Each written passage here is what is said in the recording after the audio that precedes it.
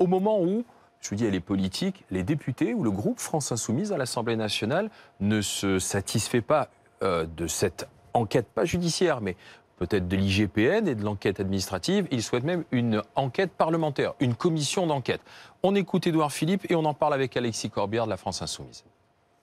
Nous allons, dès aujourd'hui, rendre public le rapport de l'inspection générale de la police nationale que le ministre de l'Intérieur avait demandé dès le 24 juin dernier.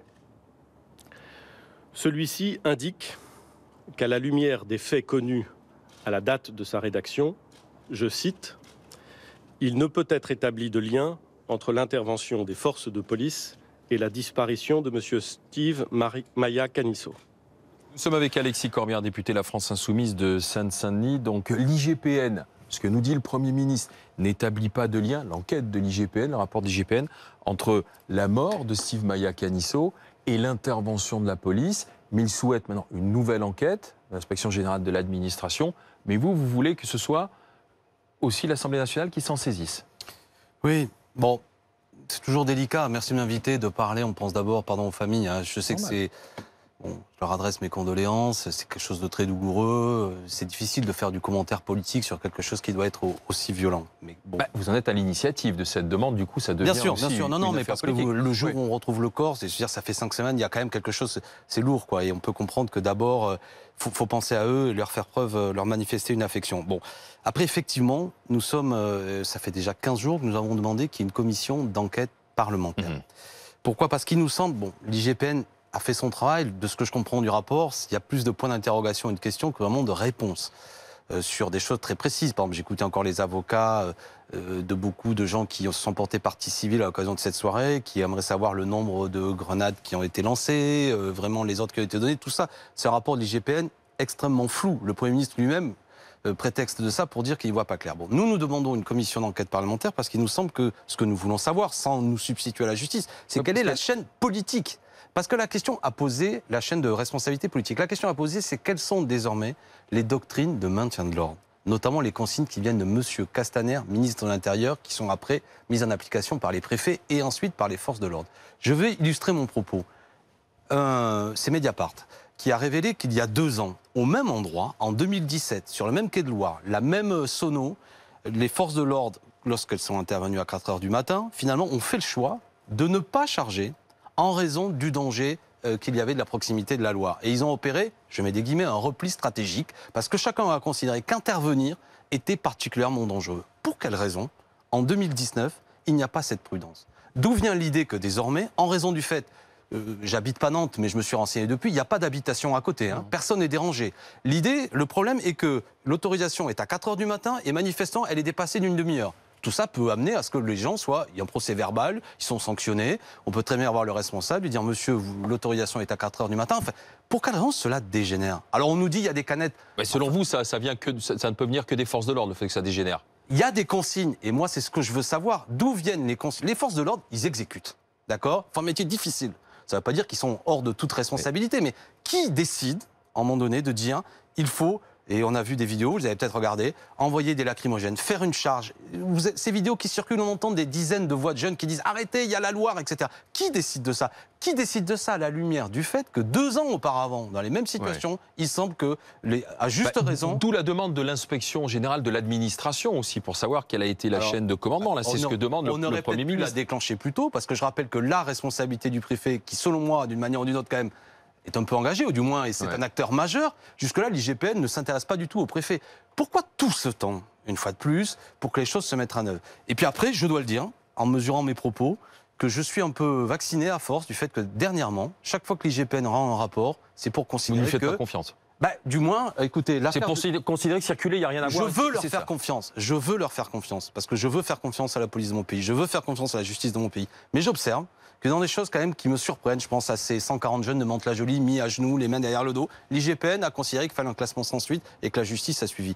Bref, comprenez-moi bien, parce que la police fait un dur métier. Mais pour que le lien de confiance existe entre les citoyens et sa police, il ne faut pas qu'en permanence, on a l'impression que chaque fois qu'il y a un incident, toute une machine administrative se met en œuvre pour que jamais, jamais, jamais la moindre responsabilité ne soit établie. Écoutez, quand même, comme Premier ministre, en vienne avec un ministre de l'Intérieur à côté, on se demande pourquoi c'est pas d'ailleurs le ministre de l'Intérieur qui s'exprime. Il est très absent, il est très silencieux, ce ministre de l'Intérieur, sur ce dossier. Il est très bavard sur d'autres sujets, quand il s'agit de dire que les ministres, que des députés En Marche sont pris en cause, là, il tweet.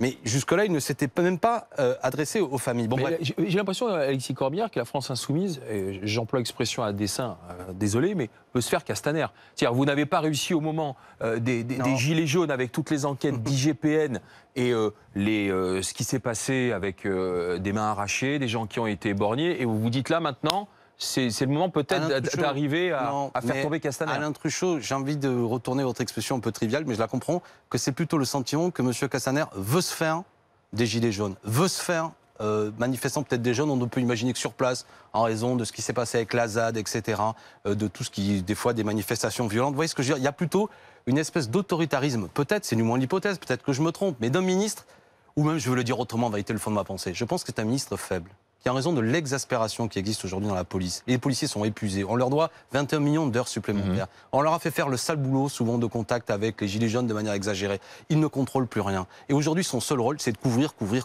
Mais un bon ministre de l'Intérieur, c'est aussi quelqu'un qui couvre, enfin du moins qui soutient la police quand elle a besoin de son soutien, mais qui est en capacité aussi parfois de dire, lorsque des forces de l'ordre font des choses qui ne sont pas tolérables, de dire là-dessus, attention. Et lui en est incapable. La police, vous savez, je suis enseignant quand je ne suis pas député, c'est comme l'éducation nationale, c'est un service public, et on doit soutenir nos forces de l'ordre, mais on peut aussi les critiquer. Et on a l'impression, depuis qu'il y a M. Castaner, comme il est très faible en vérité, eh bien, il couvre tout. Il est toujours, la police a toujours raison, même quand il y a, je pense à Madame Zineb Redouane, par exemple, à Marseille. On aimerait quand même y voir clair. C'est une dame octogénaire qui a perdu la vie.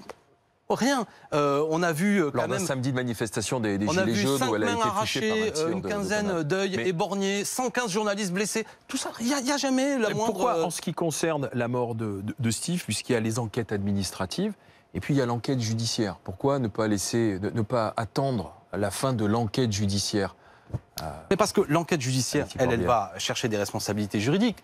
Une enquête parlementaire, je vous l'ai dit, elle veut comprendre aussi les responsabilités politiques. Voilà, c'est tout. Et une enquête parlementaire, elle permettra de convoquer notamment, je vais le répéter, M. le ministre de l'Intérieur, qui va venir nous expliquer. Je reformule ma question. Quelles sont aujourd'hui les nouvelles doctrines de maintien de l'ordre? Pour quelles raisons, en 2017, il y avait manifestement une forme de jurisprudence qui consiste à dire on a des teufeurs, on sait très bien qu'il y a peut-être de l'alcool qui a été pris, on a la proximité d'un fleuve, on ne charge pas. Pour quelles raisons aujourd'hui? Peut-être que ce qui s'était passé il y a quelques années ne s'est pas répété. Et là, il y a peut-être eu une hostilité d'un côté aussi. J'ai l'impression que vous avez choisi votre camp et votre version. Pas du tout. Je vais vous dire, moi j'ai choisi le camp. Je suis à la fois citoyen et père de famille.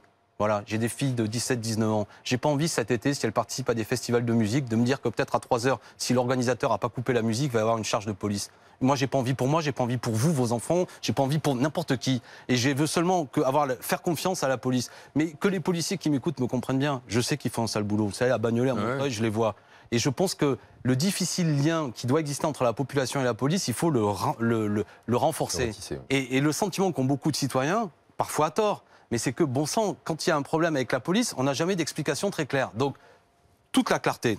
L'IGA, l'inspection générale administrative, est convoquée, la justice va faire son travail, une commission d'enquête parlementaire, c'est plutôt pertinent, et qu'on sorte avec des réponses. Tout de même, en arrivée, quand 14 personnes sont tombées à l'horizon d'une charge de police, que le Premier ministre vient de nous dire que le lien n'est pas établi, on reste quand même assez dubitatif. Merci Alexis Corbière, député de la France Insoumise de Seine-Saint-Denis. Merci d'être passé par BFM TV et BFM Story.